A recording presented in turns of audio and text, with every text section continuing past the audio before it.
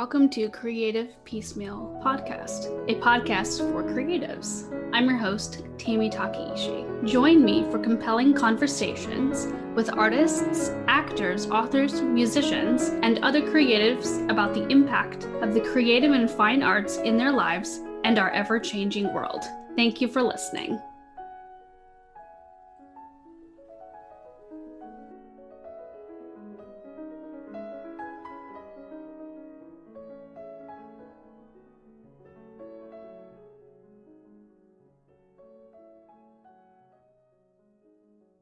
Hello, and welcome to Creative Piecemeal Podcast. Today, my guest is author Allison Ashley. She is a clinical oncology pharmacist and romance author. She spends her days focused on helping patients through one of the hardest things life can throw at them.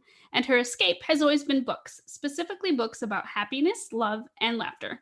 And it was inevitable she'd eventually write her own. She can think of nothing better than a world full of flirting, kisses, humor, and most of all, that coveted happily ever after.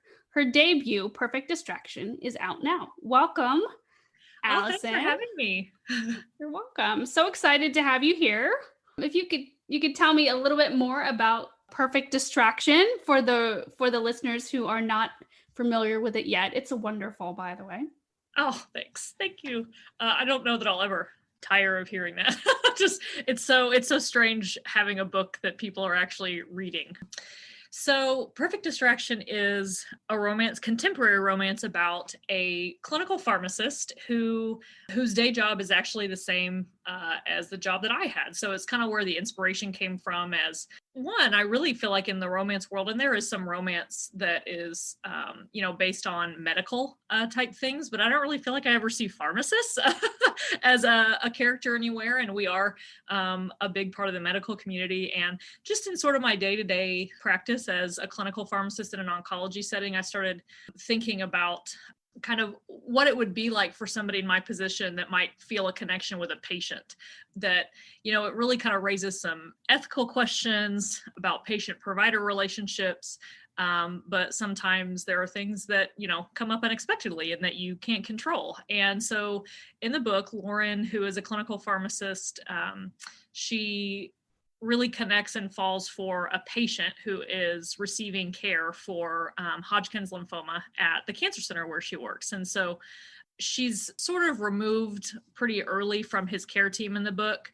There's still a little bit of a kind of an ethical, forbidden love element there, but also just kind of a little bit of concern about, somebody going through cancer, they have a lot on their mind, they have a lot going on. Is this, is kind of a new relationship, something else they should add to their plate? So a little bit, it's just kind of their story of Andrew trying to, navigate a new cancer diagnosis, but then these feelings that he's developing for his pharmacist that he sees quite a bit when he's getting chemotherapy, and also navigating his little bit overbearing family who's very present in his cancer journey and treatment journey, which is a really wonderful thing and something that I've seen a lot in day-to-day life, having family members and friends be surrounding the patients.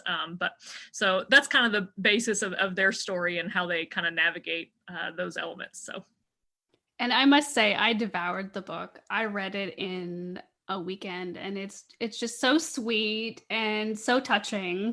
It really is. Oh, well, thank you. Well, one thing that I actually really, so the love story aside, obviously that's my favorite part of it and what I love to read and write, but also the perspective of a healthcare provider treating patients with such a horrible disease like cancer was something I really tried. The book is dual point of view, so you see Andrew's point of view, but from Lauren's point of view, I really felt like I was able to kind of, describe really how it feels to be a provider who every day is trying their best to either improve the quality of life or actually cure patients with this horrible disease, and how, some days are better than others. Some days, there can be a lot of wins and emotional, ups, and you can share those with the patients, and other times there can be some really tough days and you lean on your fellow colleagues who are also doing the same thing, and kind of those relationships you form form with the other people in your clinic so that you can kind of connect on that level. So that was something else that I really felt was important to kind of portray how it feels to be a provider taking care of patients with such a, some ways can be a wonderful outcome and some ways can be pretty, tough to deal with. So it was I don't know, kind of an exercise in me also putting those emotions out too. And it's also fantastic that it portrays that because, maybe someone picks up your book and they're interested in the medical field, but they don't know which way they're leaning. And then they're suddenly learning about this other branch of the medical field that they maybe didn't know about before. So it could be inspiring not only to people who want to write or maybe people going through a cancer journey, but also for people interested in that profession. So sort of hits it on all bases there. Yeah. Yeah. So obviously your work impacts your writing, but can you tell me a little bit more about what inspired you and what inspired you to become an author? Well, I would say that's kind of that old adage that, writers read a lot. And I feel like that's probably where it all started from the very beginning. My parents were both huge readers at home, just they were always reading something. And so I sort of followed in their footsteps. And even as a kid, I read a lot. And then I remember in middle school, I would just kind of make up these, little stories about a girl and her horse on my computer or something like that. So I felt like it was just sort of a natural thing for me to enjoy reading. And before I even realized it, I always wanted to write stories. A lot of that, to be honest, though, kind of got put on hold in undergrad and then in pharmacy school. There's just so much non-pleasure reading when you're in kind of intense science courses and stuff like that. And, just that phase of life, like the college phase of life, is pretty busy and there's a lot, socially going on. But I love that I came back to it, that after, I finished pharmacy school and I sort of all of a sudden had my evenings back again. Like, I would go to work and do what I had been trained to do, but then in the evenings, I didn't have to be studying for hours. It was very strange. But I was able to kind of turn back to reading, and I picked up romance novels and really never looked back. So I think that love really started after pharmacy school of that particular genre. And then I think the more with each year that passed in my profession, I love working in oncology and I can't imagine doing anything else. But as I mentioned, it can take an emotional toll. Some days are better than others. And so romance was just a way for me to kind of guarantee that I was going to read something and enjoy something that I would feel kind of happy at the end. I knew that I was going to be left with this kind of happy, satisfied feeling, which is not true, in life settings all the time. So I think those are kind of what spurred me to not only kind of get back to writing, it's just a love of reading and wanting to create stories like that too, but then just the romance element. I just, like even in the bio, there's nothing better to me than something with just happy and fun and flirting and people being in love. I can't get enough of it. Who are some of your favorite romance authors? So my first is kind of my always answer that question is Colleen Hoover, who she's sort of been branching out into a little bit of thrillery type books too now, and sort of like psychological thriller, but just her romances. Ugly Love has a long time been one of my favorite books. She just is the emotion she packs in her books to me cannot be overstated. I also love Christina Lauren, so giving a little bit more I love the romances, and they're not quite rom-com-y, but they're just a little more snarky sometimes and a little bit more lighthearted in some of them. And I love Amy Harmon, Mia Sheridan. There's a ton. And I also actually love historical romance. I kind of go on these binges where I'll read a lot of contemporary, but then I'll kind of go into these, historical, like Lisa Kleypas and authors like that, where I'll just read 10 historical books in a row. So, but I would say that Colleen Hoover is who I would love to emulate in my writing. So she really is excellent and sets the bar high for a lot of us, I think. Yeah, I think so too. Speaking of writing, are there any writing rules that you break, and are there any ones that you stick to faithfully? The ones that I stick to, I am pretty, and this is even more just because I want to, I do write pretty much every day. I've seen some, people say that, you should try to write every day, even if, you're not feeling inspired. There's one of those sayings that says, the water doesn't come out until the faucet's turned on. So you at least, have your butt in chair and try to write, even if it's not feeling it. So once you start, it'll start flowing. But it's just something I look forward to, that after I get home from work and after my kids are in bed, it's kind of my me time. So I do write every day. I read a lot. I know that's kind of another thing is, I don't know if it was Stephen King or just a lot of other people that have said, just, a good writer is a good reader. Like you really, need to kind of, that's how you kind of learn your craft and are inspired. And the ones that I break, there's probably a ton of those. I have a couple books with prologues, but I think probably the biggest one, probably the biggest two, there's a lot of advice out there that when you're drafting a first draft to not edit as you go and just try to get it all out and you can fix it later. I do not do that very well. I am very much I'll kind of write a chapter and then when I sit back down the next day, I'll read back through it and make little tweaks here and there. Look the same way.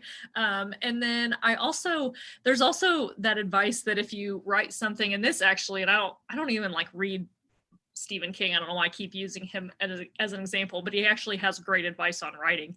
He actually says when he finishes a manuscript that he puts it in a drawer at least for a month, I think, and lets it kind of sit before he goes back to it. I do not do that. I finish a book and literally the next day I'll print it out and start doing revising. when I have a project in my head, I want it to be polished and I want to be able to send it to people for feedback. I don't know. So there's some that I follow and some that I don't. Understandable. I feel like every writer, there's a rule that they break. No matter what. Yeah. Like the adverbs or that kind of, there's just a lot of stuff you see out there, but for every writer, certain ones work, I think all of our processes are so different and that's what makes everybody so unique in what they offer. So, and speaking of your writing process, you're a big music lover. Do you listen to music while you write? Are there certain tracks that you have to get into that sort of help get the inspiration going? How does that work for you? It's sort of common for people to create playlists for their books nowadays. But mine, so I do that, but it's even more so, I'm pretty intent. I have a certain song that go with certain scenes that really it's either the kind of just musical element kind of flows with it. Like I can picture that maybe being the background music if it was like in a film you were watching, if you were watching that scene, I can picture that music being what added to that emotional punch to it. So a lot of times it's sort of just, it gets me in the right mindset. So not only do I have playlists for each book as I'm writing, and sometimes I try to create them before I write the book, but also I'm kind of a pantser, which is probably also something I'm not supposed to do. So some of them it's as I go because it's a new scene that I wasn't expecting to happen. I'm like, oh gosh, I really, I need something, really happy-go-lucky here. So let me go find a song that's perfect for that while I'm writing this. But I also have some playlists that are I just use for general things. Like I have kind of one that's called Melancholy, or one that's called Mellow, or I actually have one called Falling in Love, and it's a little bit more kind of sweet, like happier song. So I also have playlists just for moods if I'm writing something and I don't have something really picked out. But yes, so I think about it before I write, and I also have it while I'm writing at all times. I don't do well in silence, and it really, to me, helps get me on the mindset to have music like that. Are there any artists that you really gravitate towards? It differs depending on what I'm writing. I think you and I may have talked about James Bay, being big fans of him. I do a lot of sort of singer-songwritery type music. I really gravitate towards, my husband calls it angsty. Like he thinks I just listen to this, kind of depressing, angsty music, but that's just, I love it. I love the emotions that come with that kind of music. But lately I've been listening to a lot of JP Sachs, Boundary Run, that's a lot like Bon Iver. And I actually just posted about that band on Instagram. So I do try to share the music I listen to occasionally. I do that a little less than I used to, but I do try to share. It's mostly guys. I really don't listen to a lot of women artists for some reason, but just a lot of piano, acoustic, that kind of stuff is my jam. I feel you there. I definitely love the like solo piano and single person singing with it. There's just something magical about that, Yeah, I think so too. Yeah. Ben Rector ended up being my number one on Spotify this year. Yes. Yeah. I don't know if he's from my hometown. And so I used to watch him. I mean, I would go to his shows in Tulsa when, there was like 30 people there. He's one of my favorites. I adore him. And because he's from Oklahoma, he comes non-COVID time. He plays a lot here live, like when he's on tour, he always stops. And so I actually saw him not too long ago. Yeah, he's great in concert too. So yeah, I thought you'd appreciate that though, because it's like, I just, yeah. You discover so many new artists and it's like, oh, it's that guy. Yes. You were a 2020 debut. How did your family and friends react to you being a published author? Were you able to get like a little party going, or was it like a virtual celebration? So my release date was March 23rd, which actually the week before that is when things really in Oklahoma, like there was all these, recommendations about not having gatherings more than a certain amount of people. So it was really right before my release that all the kind of state shutdown situations started happening in Oklahoma. My friends and family were incredibly supportive. One thing that I will never get over probably is we had a party planned at my friend's brewery. So I have two pharmacist friends who actually on the side, they own a brewery in Norman, Oklahoma, and it's called Big Brew Co. And they were going to totally shut it down for me to have my book release party, and they were going to brew a beer just for me. And so he was planning it a month in advance, and he'd already had it on tap. So I never got to share that dark beer with everybody. We were going to have our own menu made for all their beers and just rename them fun, like Love Potion, or like rename them romance themed things. So it was going to be so incredible. And I'll probably never get over that had to be canceled.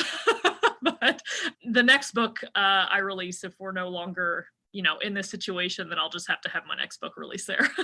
I was going to say that sounds like it would have been really fun, but there's always future books. Yes. Are you able to talk a little bit about current and future projects, or is that all under wraps? Oh, sure. Well, one in particular, I certainly don't mind talking about there. So for those who, if anybody does read Perfect Distraction, there are two characters from that book, Jenny and Logan, who have their own story. I wrote that book immediately after writing Perfect Distraction, so I've had it done for a while, and I cannot tell you how much I adore that story and adore them and love that book.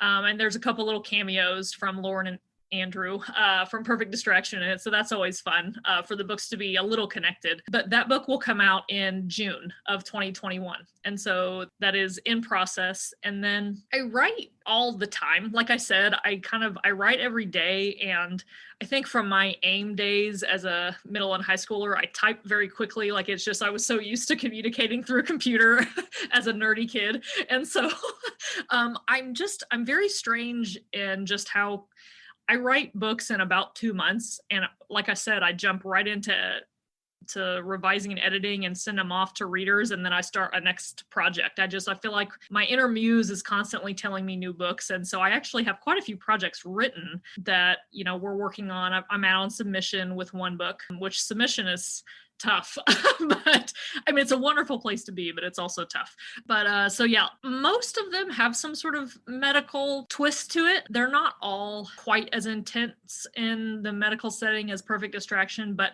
that's just what I know. I will say, going kind of reverting back to the question about rules that you follow, I've heard some people love and some people hate the advice of write what you know. But for me personally, because I do work full time and I have 2 young kids also, it's just not very conducive for me to spend a lot of time researching. I want to be writing, and so it's easier for me to actually write stuff I know. So medical type things are a little easier for me, and I don't have to do as much background research. So that is, and I think it's probably interesting. There's one that I have that's about a girl who had leukemia who gets a stem cell transplant, and she actually falls for the boyfriend of the girl who donated the stem cells. So she falls for the guy who is with the girl who saved her life. So it's a very kind of, again, I get with those ethical questions, but that's what makes them interesting, right? like real life, there's always, everything's always a little more complex. Yes, it's messy. That's that one, when I had that idea, I thought to myself, that will be tough. Like that sort of love triangle-y, which is actually a trope that I have not, it's probably one of my least favorite romance tropes. If I even go into Twilight, I was very hardcore Team Edward. Like, don't try to introduce a new guy in there. No Team Jacob for me. That's just not really my style. I'm very monogamous in my, thought processes. And so that idea even coming up, I thought to myself, gosh, can I write a book that's sort of love triangle-y? But it just stuck with me and I couldn't let it go. And so I finally wrote that one. And so hopefully that one can be out for readers someday. That sounds like it would be very interesting. And, like you said, writing what you know, I think the fact that you have a medical background, usually authors are having to Google things to put medical stuff in their books. So you sort of have a leg up there. And I think that gives you the ability to have really authentic books that connect with people on a level that others maybe aren't able to do because we're all picking from Google, I guess you could say. Well, and I certainly do that for some things, but I also, that's one thing that's so neat, I think, about finding other writer friends and connecting with other authors is they, I'll just kind of shout out into the void on Twitter, like, hey, are any of my writer friends, I asked the other day, is anyone a rock climber? Because I was doing something with a guy who likes to, climb, and I wanted to make sure the details were right. So we help each other in that aspect. And, you writing with music and, having musical elements like that, it kind of lends an authority, more detailed knowledge than you would have otherwise. But we can also get that from each other, which is really fun. It definitely is. So I'm talking more about Perfect Distraction, your amazing, adorable debut. Do you have a favorite memory or a funny story about your time working on it? Probably some of the most fun things, there's several characters that are modeled directly from those that I work with at work. So there's several scenes where Lauren is in clinic at her day job as a clinical pharmacist. And I really pictured it exactly like my clinic where I see patients. So, what she does is going in to teach patients about their chemo and that kind of thing. That's exactly what I do. And so my MA and my PA, my physician assistant and medical assistant that I work with so closely, those are her closest friends, Kiara and Emma in the book. And there would be days in real life clinic that one of my, friends would say something and I would just be like, whoa, hold on. Let me write that down. That's going to go in the book. And, so they all knew that I was writing it. And there is actually some direct quotes. So there's definitely some fun things. And then actually, and it's really special and important to me. So not to make it kind of a more sad turn, but Andrew's mother and all of his sisters are named after patients that have meant a lot to me. So his mom, Susan, and his sister, Jenny, and Rhonda and Valerie, they're all named after patients that I had become very close to. And so I don't know, I kind of liked being able to sprinkle them into the book, remember them that way. So there's some things like that have been really neat to be able to see and share with people. That's very sweet. And I'm sure they're, honored to be honored in that way, immortalized in a book. They're family members. So one of them's mother I'm still very close with, and she talks about how the grief of losing somebody is tough, but one of the hardest things is that people don't know how to talk to her about her lost child, but what she wants most is for people to say her daughter's name and to talk to her about her. And so that was one thing, is that she said, I just love that I can still see her name there and know that people are reading her name and that kind of thing. So anyway, that's been a cool thing to know, that people are kind of reading the names of those people that meant a lot and that were really special. So that is very sweet and something unique that you're able to add to your books. Sort of taking a different turn here. What is the biggest surprise you've had in the last year regarding your writing? That's a good question. I might say that I've actually been able to keep writing. I think a lot of people's creative processes have struggled during this year, understandably. It has been there. I have never experienced a year like this, with just so much going on and so much stress and things that are different in all of our lives. And I know a lot of people have had trouble, focusing and writing and having that creative process.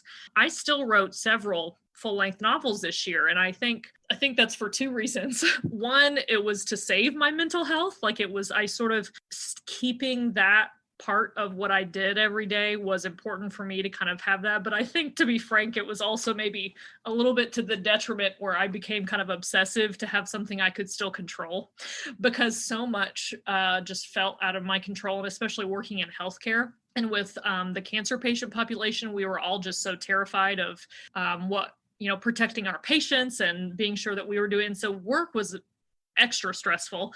And so then and my kids' school situations were stressful. And so I think in some way it was just me being able to have that consistency, but also in some ways I was desperate to still control something that I could control. So I am actually pretty surprised that actually the books I wrote, I don't think are horrible. Like I still think that I had some decent outcomes from this time. So maybe I'll look back and if they're published, I'll say, hey, that was one of my COVID books. Can you believe it? I think that's wonderful that you've been able to keep writing. I definitely think that, like you said, there's either been a boom or a recession in terms of people's creative outlets. Either they're stuck at home and they're discovering new talents and new passions, or maybe they're stuck at home and they're like, oh, the well has dried up, you know? Yeah. And I even think it waxes and wanes in the same person. It can go up and down. I've seen, some people that they just have phases where this year's been tough and they haven't been able to do anything, but then all of a sudden maybe they were inspired. So. All right, we're going to take a quick commercial break. And when we come back, Allison is going to tell us an item that she absolutely can't live without and other fun questions. What if you could get groceries delivered in as fast as an hour without leaving the comfort of your home? If you're like me, going to the grocery store is the last thing you want to do after a long day. Instacart makes it easy to take care of the grocery shopping, and they now offer contactless delivery to have your items delivered safely to your front door. Use the app or visit instacart.com to shop from all your favorite retailers, including local stores. In just a few taps, you can get everything you need to make a scrumptious breakfast, a late night snack, and everything in between. Follow the link in the show notes to let Instacart know we sent you and to support the show, and get free delivery on your first order over $35. And we're back with Creative Piecemeal Podcast and author and clinical oncology pharmacist, Allison Ashley. Welcome back. So we left off talking about some of the biggest surprises you've had in the last year and your creative process, but now we're going to switch gears and get to some just fun, silly questions. And one is, what item can you not live without? I think if I had to pick one thing, it would be chapstick. I know that's odd, maybe, but like I have even more, well, I don't know that it's more so than my coffee addiction, but I think that's a very common one. I used a hair tie for years through high school and college and attached chapstick to my watch. So at all times, I literally would just have chapstick on my arm if I needed it. And if I go anywhere, I make sure it's in my pocket. I don't know. It's just one of my addictions and something I always have. I've never been, like a huge makeup person. And so just very simple, plain chapstick is my thing. I'm a big fan of like the flavored chapstick, strawberry, and I think they have like vanilla chai now. Are you into any of those flavors? No, I like just the standard black and white, like classic chapstick. I'm a purist in that way. But my daughter, who's 4, she sees me using it all the time and she keeps wanting it, and she wants all those flavors, not to compare you to a 4-year-old, but she is really into all the different, she wants the different ones. And there's all these kids ones that are birthday cake flavored and, all that stuff. So she adores it. So I'm imparting my addiction to my kids. There you go. Pass down all the good stuff. But coffee too. I could never do without coffee. I think that's, very common for writers. We all love either tea or coffee. Coffee is mine. I worked at Starbucks actually before I was a pharmacist. And while I know that's not like a legit barista, it still taught me a lot about coffee and just fed my addiction. I love it. So what is your favorite flavor or like favorite drink? Really, I just drink very simple black coffee. I don't doctor it at all. I'm one of those judgy people who gets on to my employees when I see them putting stuff in their coffee. They're ruining it. My grandpa always used to order. He was a Navy man, and so he ordered coffee at every meal, even at like when we would eat out. And when the waitress would ask if you wanted cream or sugar, he would always say, "No, ma'am, don't ruin that coffee." So I just like a very simple, plain black cup of coffee. And I kind of like medium roasts. I'm not super into the really robust, like French roasts are a little too intense for me. So anyway, yeah, I'm not too picky. I am curious regarding your coffee regime. Are you like a Keurig person or a French press or a classic coffee maker? We have a French press at work and a grinder. So we do keep whole bean and French press up here at work. And I like to tell all my new employees as I hire new people, we have a orientation on the coffee, the coffee setup. That's great. That's great. But I'll be honest that at home, I do just use a standard drip machine. More for convenience, I'm going to take the mom excuse here. And while I would love to, grind the beans fresh every time, I just, in the morning when my kids have woken me up, I just need to get it going. So, and pre-COVID, we would also, there's some really incredible local coffee shops around Oklahoma City. There's one called Coffee Slingers. They don't even have a drip coffee machine. So every cup of coffee there, they either French press or pour over, and they roast their own beans there. It's incredible coffee. I can imagine, long hours and things like that, early mornings. Yes. So coffee is definitely a go-to. Yeah. And speaking of food, if you could have dinner with any creative person, so like an artist, a writer, a actor, anything, dead or alive, who would it be? That is such a good question. When I think, I feel like I think about authors, but I do love other types of art. I minored in art history in college and learned all about, painting and sculpt, that kind of stuff. So I feel like if I thought about that, I really could probably find an actual artist, but still just thinking along the author standpoint, just because I feel like I could ask so many questions.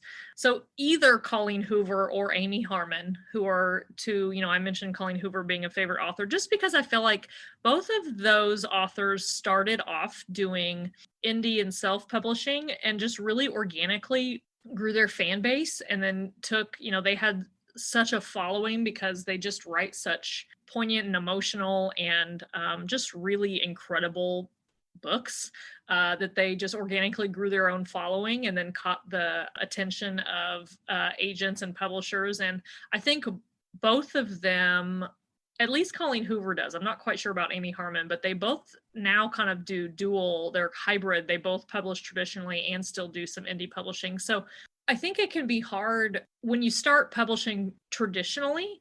You really do need to think about, what do I want to write versus also what will sell. And that's understandably an important thing to think about. But I think people like them, they've sort of already garnered the following, and it seems like they're doing a little bit of both. They're able to still write the things that their heart tells them to write, but be sure that they also are giving the readers what they want. And I would just love to kind of pick their brains about that process and even what it was like in the beginning. It's tough being a new author. It's tough being an author that's unpublished. Like all the processes, I feel like there's tough parts to it, but I would just kind of love to hear what it was like when they were putting these books out into the world that they loved, but didn't know if anybody would like them, and, what made them keep going and keep writing and that kind of stuff. I think it takes a measure of vulnerability and courage to put anything out there creatively into the world and say, here it is, Yeah, totally. It's I've always said, I think I said there was some sort of article, like web article, where it was a question similar to that. And I mentioned how I feel like for an author, it's almost a little easier than, actually, it was after I went to a writers conference in Nashville that I wrote this. It was one of my blog posts that I had gone to on the Nashville Strip and gone and listened to musicians. And when musicians are trying to get themselves out there, they're on a stage where people are staring at them as they're playing, like they're the stuff that they wrote. And I couldn't, I was like, man, I just have to send mine through an email. I don't have to stare at the person's face while they read my first, and watch their emotions, or watch, do they hate it? Do they love it? Of course, I wonder those questions, but I'm not in real time seeing somebody read my work. And I just was so blown away by what it takes to be a musician and doing it from that perspective, where they are on a stage and literally putting themselves out there in real time and watching people's reactions while they're trying to play something that's so important to them. So I actually, yeah, every creative outlet, there is absolutely some vulnerability, but I actually almost felt like being a writer was a little bit of a cop-out because I don't have to watch people like answer a cell phone while I'm trying to play. You know what I mean? Like I remember looking around and thinking, oh my gosh, how hard would that be? Understandable, yeah. Being able to type and write and be creative on your own time and not having an audience stare at you definitely helps, I think. Yeah. I'm certainly not saying it's easy to share your writing with anybody. I mean, that obviously it's not, and getting feedback is not easy, but it just kind of the difference in how you have to present it was a kind of a stark difference to me. And I sort of felt a little lucky that I didn't have to watch people's faces when they read my stuff. Right. Yes. Unless you were to go do an author reading it like Barnes and Noble, and then that's a different story. Yes. And maybe post-COVID, that'll happen someday. So you talked a little bit about some of the hardships in the field, but what is one common myth about being a writer? I think one is that I feel like the image of a writer is just this person who stays up all hours of the night. And there are certainly a lot of those, or just kind of pounds away at a book.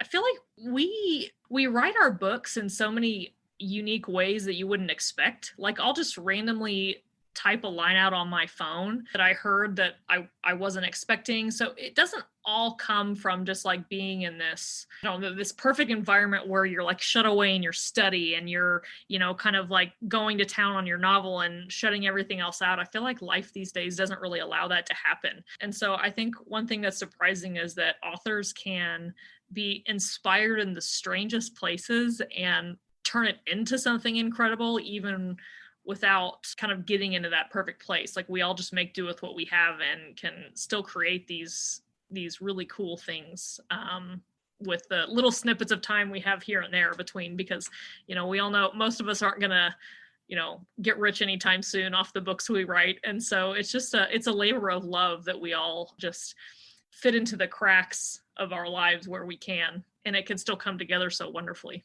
That's very, very true. I remember seeing a whole thread on Twitter about where people would write their books. And some people are like, oh, I wrote 2 whole books in the carpool line at my kids' schools, or, things like that. Yes, it's crazy. We just this being a creative, podcast, like I think our creativity comes out even if you're not trying to. Like it's just something that, I don't know, is kind of deep inside, and it can seep out wherever you are. You don't have to be in a studio or in an office or in a specific place to be creative and to create something.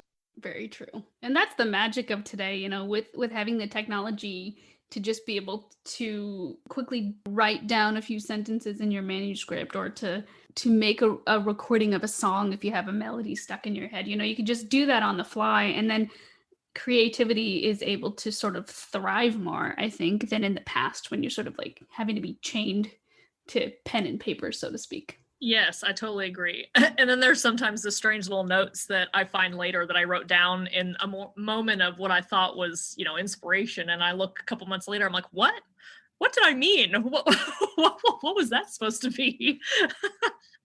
So it can go both ways. Very true. Very true.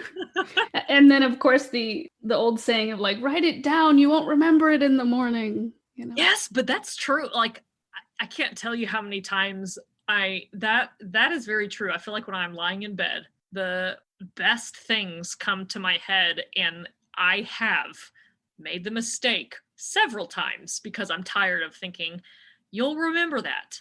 And in the morning, I remember telling myself you'll remember that, but I don't remember what it was.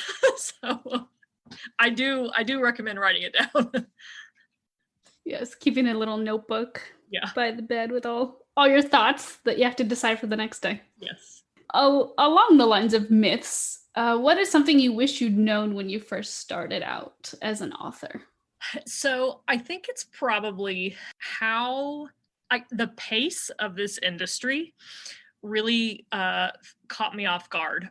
And part of it may be I had no idea before I was writing myself that a book that is published was probably written 3 years before, picked up by a publisher 2 years before, and had been just in the publishing process for years before it actually hit the shelves. So that was something that was a shock to me. And the more I learn about the publishing industry, the more I understand why that's the case and what all goes into publishing a book, whether it be indie or traditional. But it's been really hard for me to wrap my mind around, because in my profession, if we don't do things quickly, I mean, like, it's really bad. It could really hurt people, and it can be very dangerous for the lives of our patients. And so my mindset all day is, I need to get this taken care of. I need to make sure all these patients' things are handled. I can't let this wait till the next day, to this kind of mindset of, oh, it'll probably get looked at in a couple of months. And it's just so different for me. So it's just a very different mindset than I've ever experienced in any other kind of something I've pursued. And like I said, while I understand that it's just hard for me to wrap my mind around a little bit, because my day job is so get it done now. We got to move. So just the pace, I guess. Understandable. And I think it moves slow in general. It's like you look at people's query times, it's like anywhere from 1 day to like 6 months. It's like, okay. Yeah, or even longer. Yeah, I know people who've been querying for a year or two. And it's just but there's a rate limiting step of the human brain, and reading takes time, and the creative process takes time. So I get it, but it's still just, I didn't know before I started just how things moved and what pace. So it definitely takes a lot of patience, and for sure. For people wanting to delve into writing, do you have any resources or books or websites that you absolutely love and recommend? There are several craft books. I will say, whether it's bad or good, I don't know. Time will tell. I don't really use a ton of craft books. I've bought some, but I end up wanting, if I start them, I end up wanting to go back to like reading a romance novel by an author I love and be inspired that way. And so but one website I do use heavily is onestopforwriters.com, which is it's the online home of like the emotion thesaurus, which a lot of people have. Like, they're also available as books, but they do have a website where you can pay a monthly or yearly subscription and have access to all of these really interesting internal feelings that someone might feel. Like, you can pick an emotion like frustrated, or an emotion like desire, or something like that. And it will give you examples of what someone might feel internally, what external movements or facial expressions they might make. So it really helps with the whole showing, not telling element of emotions.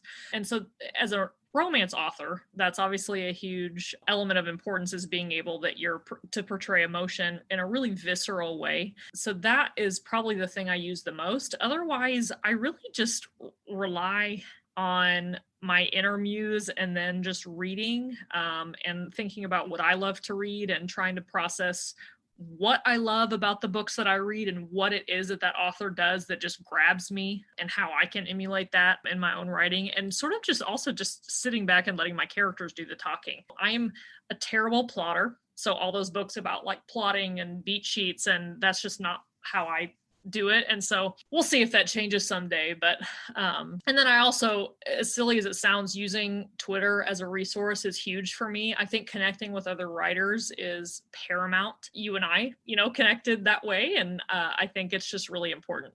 Excellent. Well, thank you for that. That's actually a resource that I was not aware of. So I bookmarked it, and I will be putting it in the show notes for all you authors and writers out there. Before we go, where can our listeners connect with you via social media?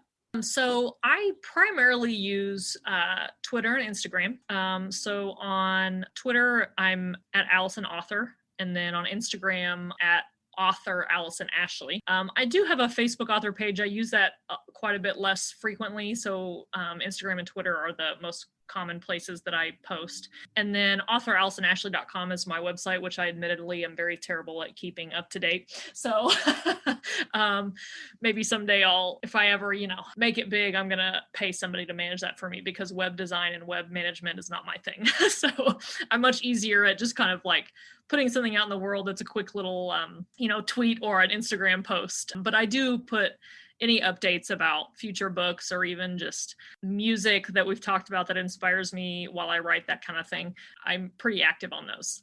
Excellent. Well, thank you so much for joining us today. And listeners, don't forget to check out author Allison Ashley's debut, Perfect Distraction.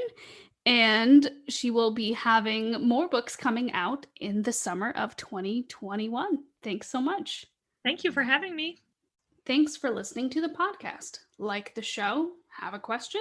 Stop by the Facebook and Instagram pages. Links are in the show notes, or search for Creative Piecemeal Podcast on social media and click follow for all the latest.